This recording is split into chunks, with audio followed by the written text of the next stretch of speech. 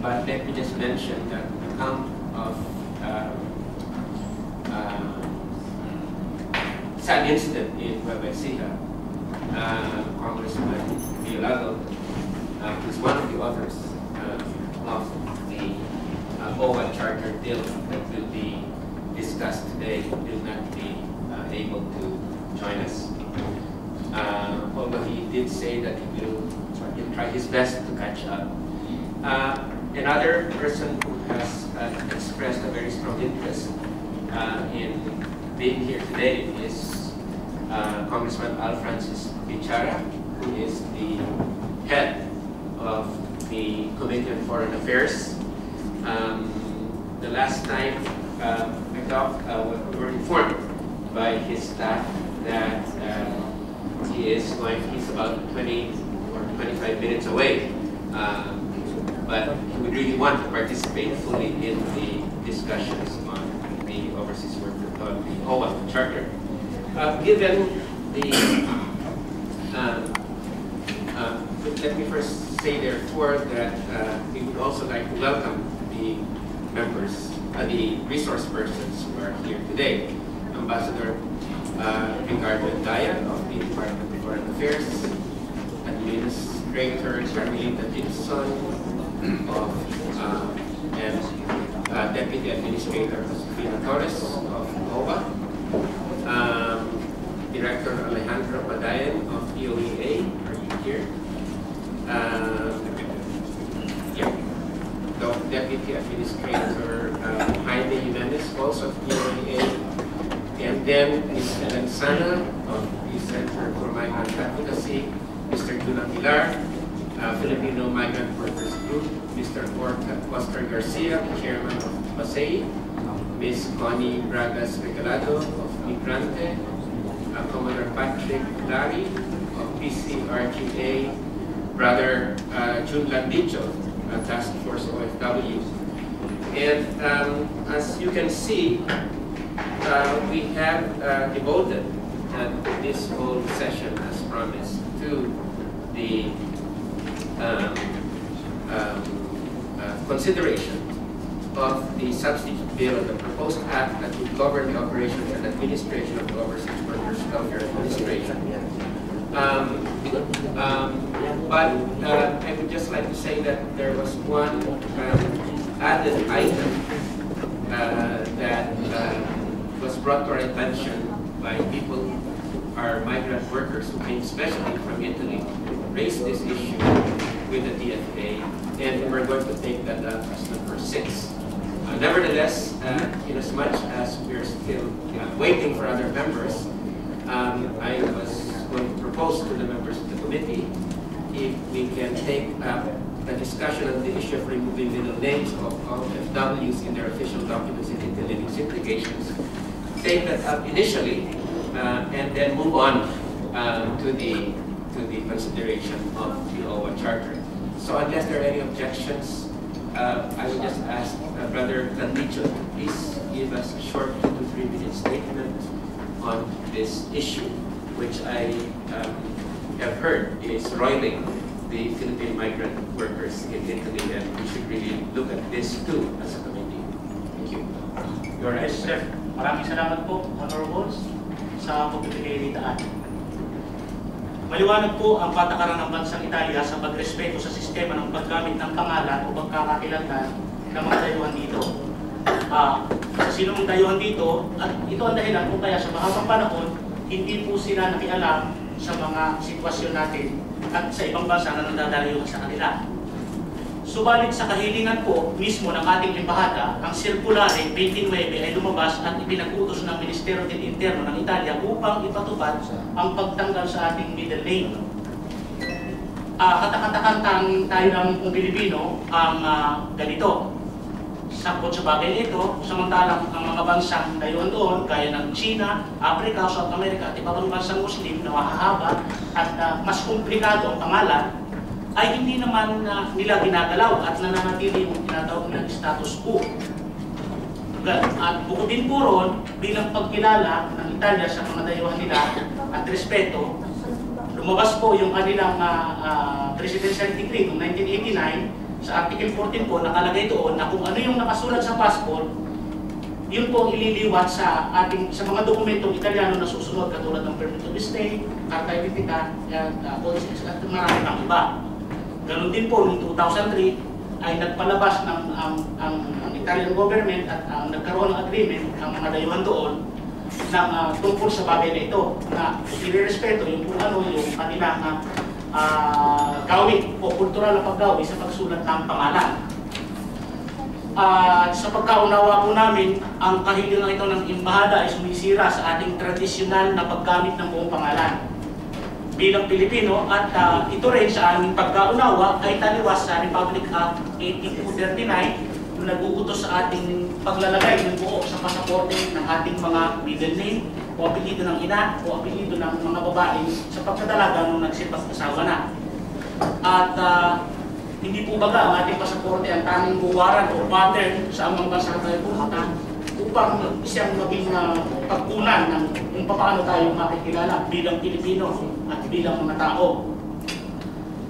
Kaya po, nandito ako ngayon sa inyong harapan sa katotohanan at kontribusyon ng ating mga kababayan o FW para maipamasahe ko papunta rito para maiparating sa inyo at sa ating mga kababayan ang hinaing na humihingi kami ng tulong sa inyo sapagkat po kami naniniwala na dito nasagasaan yung tinatawag ng Equal Protection Clause at saka yung migrant, yung tinatawag na Magna Carta o FW na kasi po hindi naman kinonsulta yung mga tinatawag na bagong bayani sa pag-implementa nito. Kinonsulta lang at nagpatawag ng forum noong matapos na ang implementasyon na hindi naman lahat, kundi piling-piling leader lamang ng ambassador na nakaraan ang kanyang tinawagan. Naniniwala din po kami na hindi isinalang-alang ang sa aksyong ito. Hindi ko alam kung ang DFA o mismo ang ambassador lang ang may pananagutan, ang mismong kongreso na siyang gumagawa ng mga batas hindi sa ating pagkakakilanlan. Nilapastanan din po sa aming pagkakasintimentong damdamin ng ating mga ina at ang ating mga babae sa bagay na ito.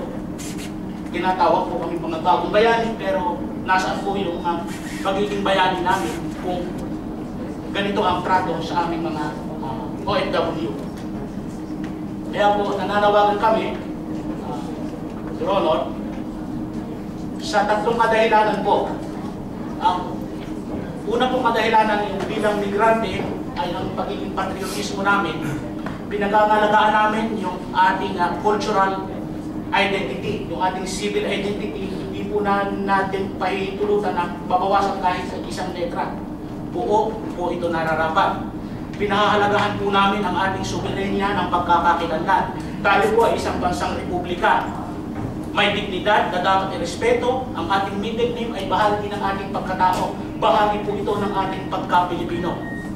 Tinututulan po namin ang pagka-inconsistent ng pangyayari sapagkat nga ito ay tinuturing namin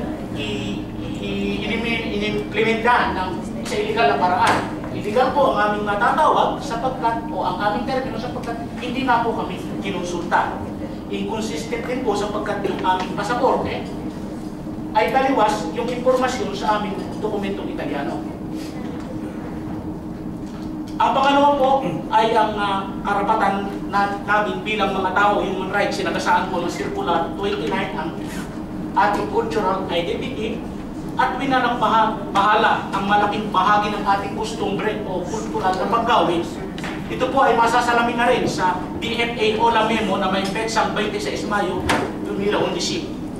Ang pangatlo po ay ang paninindigan ng mga Pilipino bilang pakikiisa sa tunay na integrasyong nais ng bansang Italia sa kanyang mga dayuhan. Nakikiisa po ang mga Pilipino o kami o tayo sa layunin ng Italia ng multi-ethnic migration. Nakikiisa po tayo sa layunin ng multicultural migration ng Italia.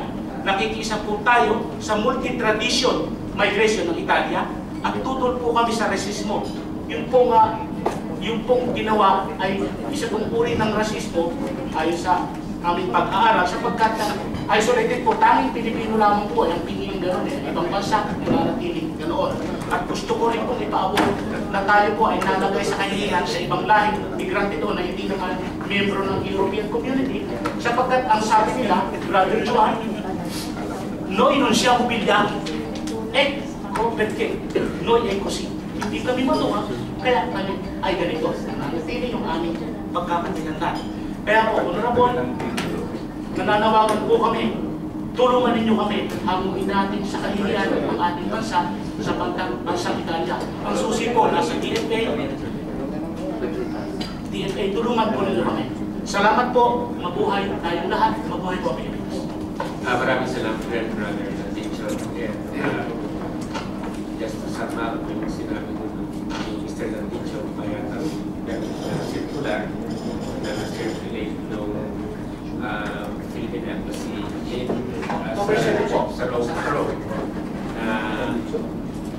Although the Italian authorities were simply inquiring about the middle name, circular code is nasasabi na for Italian document purposes, tatanggalin na yung use of middle name. At malaki po ito yung, tingin nyo malaki po ito yung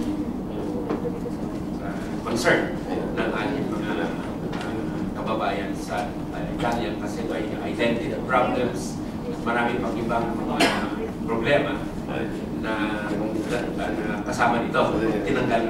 Tinanggal mo yung use of the middle name. Gusto ko lang sanang if we can just use, I know we're moving quickly, but if we can just have an initial response from the DFA on this issue, and then we will leave the topic. Ambassador Ndaya, could you please address it?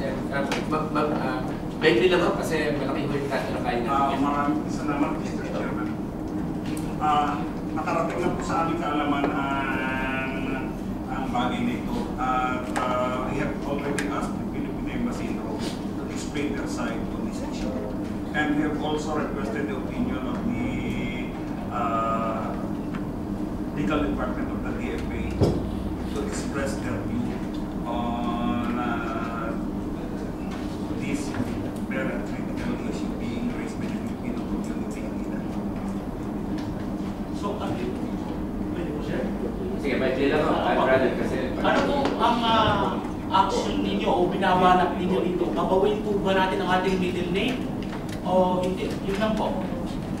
We have first to get their opinion and their rationale for this circular, and then we are going to make careful study, and after that the decision will be issued by the DFA as possible. So sa loob na 2 taon pag-aaralan po sila? No. As a matter of fact, with the Department of the Legal Affairs of the DFA. okay, so yes, please. Mr. Chairman, I'm interested in this issue.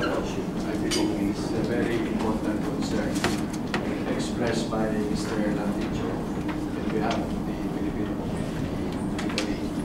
But I know that we are running or we are against time, so may I move that in the next meeting that we have a full-blown discussion on this.